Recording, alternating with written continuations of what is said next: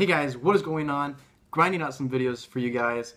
Today we're going to be talking about my top 7 spring baits. I know this is kind of a little late for it, but spawn is coming up. I think these baits would be good for spawn for here in Kentucky. Spawn is currently starting. Their beds are being built.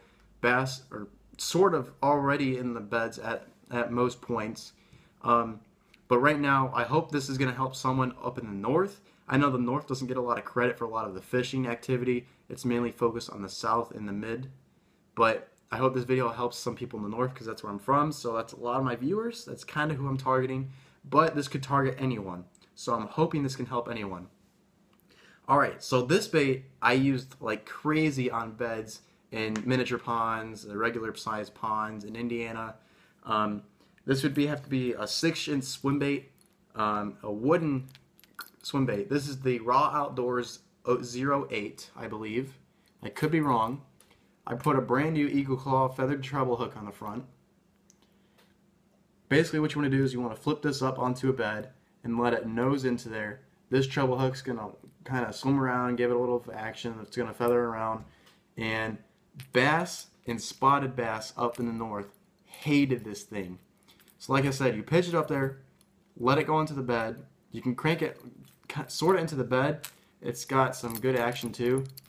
So maybe if you swim it slowly over the bed, it might work as well. But what I find to get the bites on the most is when I cast it up there, I get up to the bed and I let it nose down.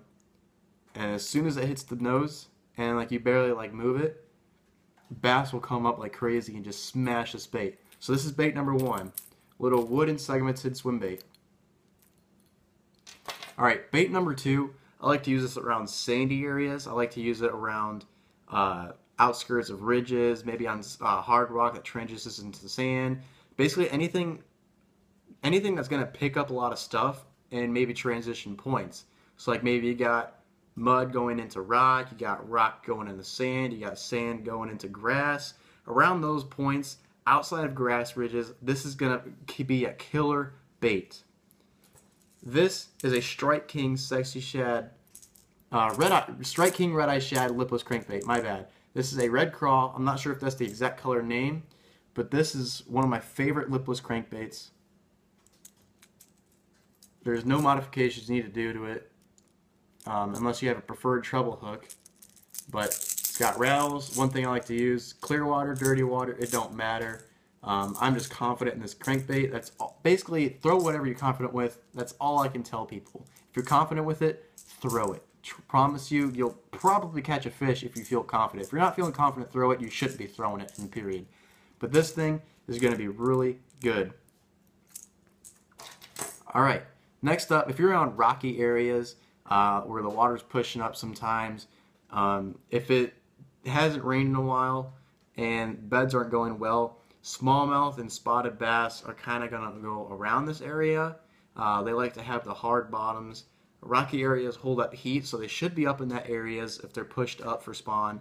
And basically what I like to do is throw a squarebill. Rocky areas, spawning, where they're always pushed up because of spawn, rock hold heat, they're going to be up there. Promise you. So this is a Excite Baits XB1 silentless squarebill. I like to throw this like crazy on rocks. That's all I can say. Rocky areas, throw it. Gravel areas would be good as well. Alright, so bait number 4. If you're throwing up to like brush piles, if you're throwing up to grass ridges, if you're throwing up to transition points, throw this out. This is going to be kind of an old bait that always catches fish. Windy days, if there's whitecaps coming up and you're forced to go out a little bit deeper, this kind of bait, if you let it sink, this will pick up a lot of fish. I'm not sure the name of this spinnerbait, but it's the terminate or something. And I put a trailer hook on here. And basically, if you throw up to those grass lines, like the lipless crankbait, you want to throw into the grass and kind of like rip it out. If you throw up to transition points, you kind of want to let it drag across the bottom. If you're on gravel, let it bank off the rocks. The more things you smack these blades against, the more action and the more triggers you can get or reaction strikes you can get from bass. Now this can target any kind of bass, spotted, Kentucky, same thing, largemouth and smallmouth. I find largemouth to be very keen to this in the ponds up here in Kentucky. But like I said, just rip it through grass, bounce it bounce it off of as much stuff as you can to make as much noise with your blades. If you do that, you should be good.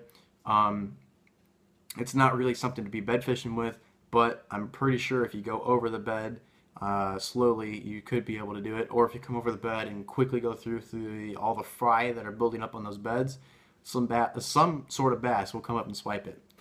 Now next up, this is kind of for the mornings and sunsets, maybe midday if it's cloudy out. Something I like to throw a lot is a buzzbait. This is a Legend Baits Swim Buzz. This is in Cajun. I got some line left on it still from when I last used it.